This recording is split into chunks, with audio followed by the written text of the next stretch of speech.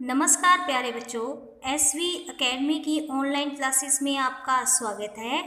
आज हम कक्षा 4 में पाठ नंबर 6 पेड़ पौधों की देखभाल, जो कि आपकी पर्यावरण की किताब में से लिया गया है, उससे संबंधित चर्चा करेंगे। पेड़ पौधों के बारे में आप सारी बातें जानते हैं कि पेड़ पौधे क्या हैं। पेड़ पौधे जो हैं हमारे वातावरण को, हम वायु को स्वच्छ करते हैं, हमें प्राणवायु देते हैं। इसलिए कहा जाता है कि पेड़ लगाओ और पर्यावरण बचाओ। तो इसी से संबंधित आज हम चर्चा करेंगे पेड़ पौधों की देखभाल। हम अपने आसपास तरह तरह के पेड़ पौधे देखते हैं। कुछ पेड़ पौधे अपने आप उग जाते हैं, कुछ को हम उगाते हैं।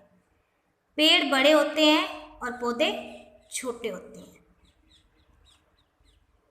आगे आ गया जड़ों का काम। पेड़ पौधों का कुछ भाग भूमि के अंदर होता है, कुछ बाहर। पेड़ पौधों के भूमि के अंदर वाले भाग को जड़ कहते हैं। जड़ें पेड़ पौधों को भूमि पर स्थिर रखती हैं। भूमि से जल एवं लवण सोखती है, जिससे पौधों को भोजन बनाने में सहायता मिलती है। कहते हैं कि पेड़ पौधों का जो कुछ भाग होता है वो भूमि के अंदर होता है और कुछ बाहर होता है। जो अंदर वाला भाग है उसको क्या बोलते हैं? जड़। जड़ों का क्या कार्य होता है कि पेड़ पौधों को भूमि पर वो स्थिर रखती है, कि उनको एक जगह बनाए रखती है, और भूमि से जल एवं लवण सोखती है, जिससे पौधों को भोजन बनाने में सहायता मिलती है। कहते हैं कि एक कटोरी लीजिए, इसमें 2 चम्मच पानी डालिए।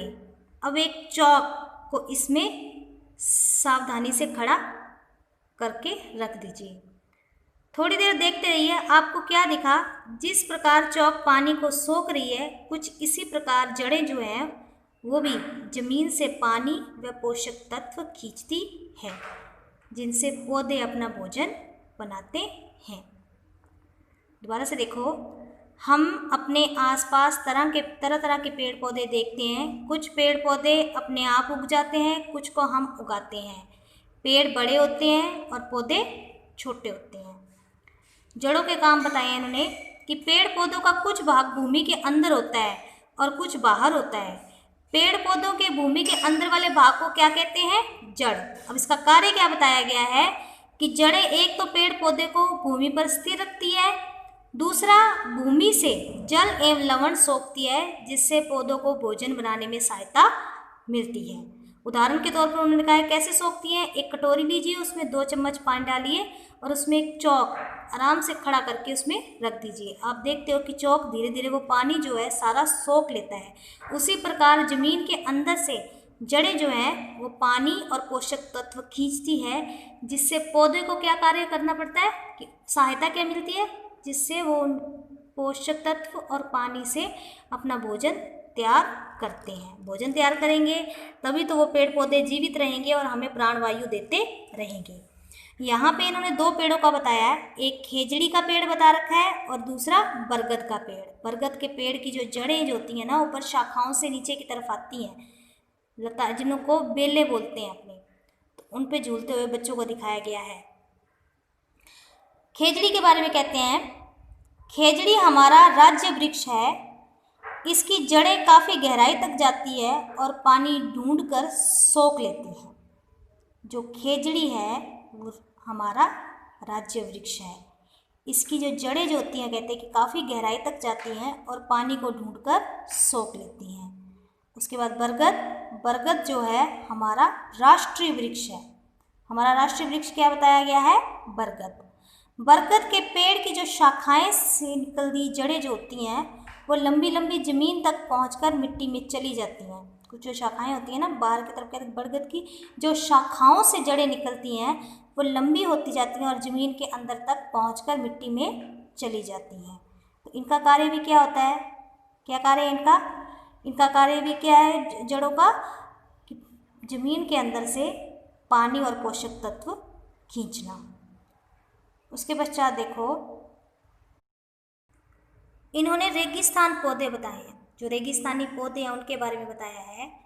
कैक्टस, नागफनी आदि की जड़ें बारिश के थोड़े से पानी को भी पूरी तरह से सोख लेती हैं। जो कैक्टस और नागफनी जो आदि जो जड़ें होती हैं ना इनकी, वो बारिश के थोड़े से पानी को भी अपने अंदर पूरी तरह सोख लेती हैं।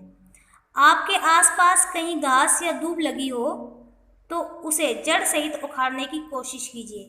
क्या घास आसानी से निकल गई? अब आप समझ गए होंगे कि जड़ें पौधे के जो जमीन से बांधे रखने में मदद करती हैं।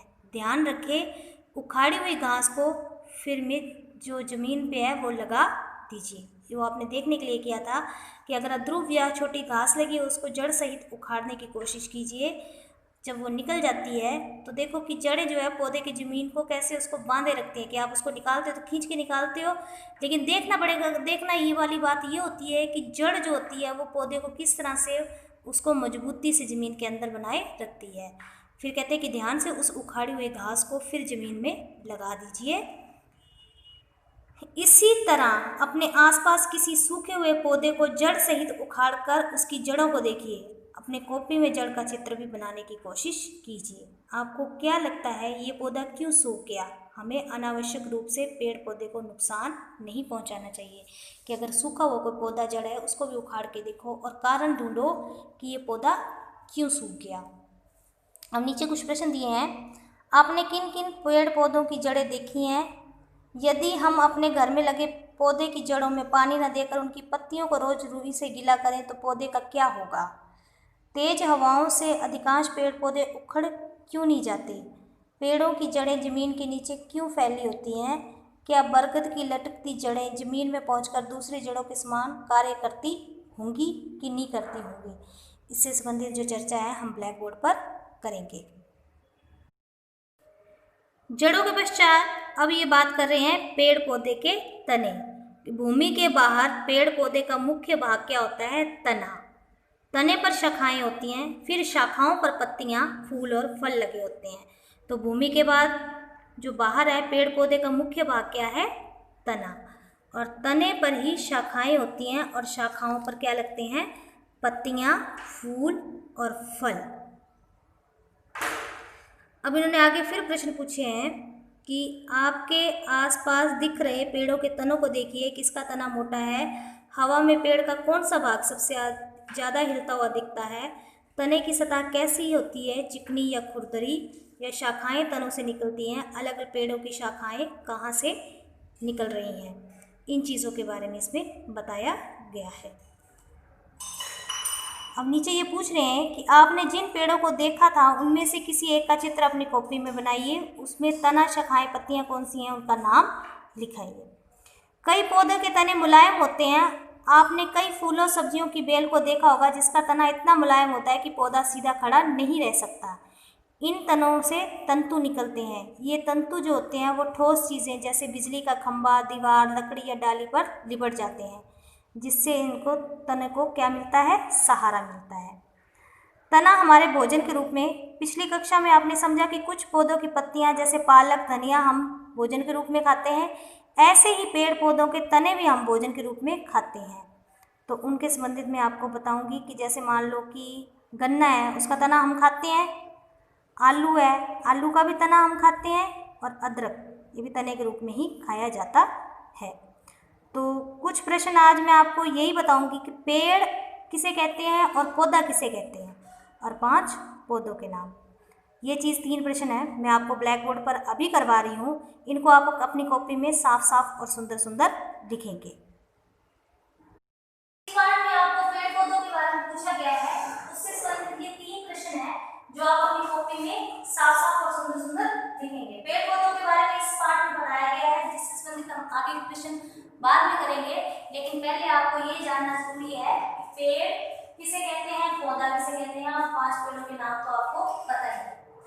जिसका तना लंबा व मजबूत होता है, जिसका तना लंबा, एक तो लंबा होता है और मजबूत होता है, जिसको आप हिला नहीं सकते, वो क्या कहलाता है?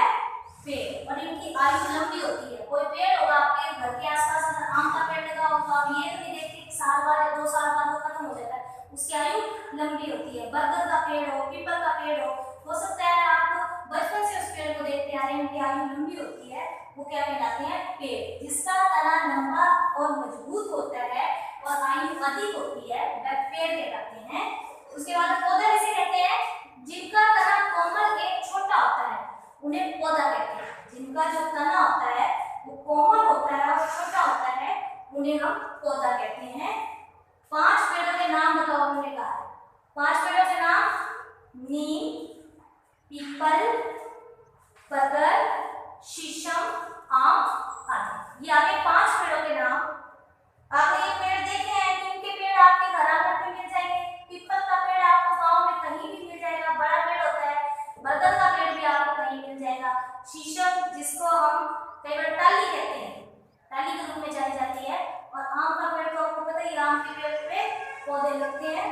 तो देखो क्या बात है कि पेड़ जो होते हैं और पौधे जो होते हैं इनमें क्या अंतर है कि पेड़ जिसका तना लंबा व मजबूत होता है उसे पेड़ कहते हैं, उसकी आयु अधिक होती है, जैसे आम, शीशम, बरगद का आ गया। और पौधा किसे कहते हैं? जिसका तना कोमल एक छोटा होता है उसे पौधा कहते हैं, जैसे तुलसी का पौधा। आप तुलसी के पौधे को अगर हाथ लगाते हो, तुलसी का पौधा आप पकड़ के हिला सकते हो, उसका तना जो है वो कोमल होता है और वो पौधा भी छोटा होता है, बहुत बड़ा नहीं बनता। तो जिनका तना कोमल एक छोटा होता है उन्हें पौधे कहते हैं, जिसका तना लंबा और मजबूत होता है उसे पेड़ कहते हैं। पेड़ आ गए आम, नीम, पीपल, और पौधा जैसे तुलसी का पौधा, गुलाब का पौधा जैसे आप घर में लगाते हो, गुलाब का पौधा आ गया, तुलसी का पौधा आ गया। इस तरह से ये होते हैं पौधे। तो इन 3 प्रश्नों को आप अपनी कॉपी में साफ साफ और सुंदर सुंदर लिखेंगे और अपना गृह कार्य जो है वो रोज का रोज पूरा करेंगे। ये आपका छठा पाठ पेड़ पौधों की देखभाल से 3 प्रश्न मैंने आपको लिखवाए हैं। इनको आप अच्छी तरह से अपनी कॉपी में साफ साफ और सुंदर सुंदर लिखकर अच्छी तरह से अपना गृह कार्य पूरा करेंगे। धन्यवाद।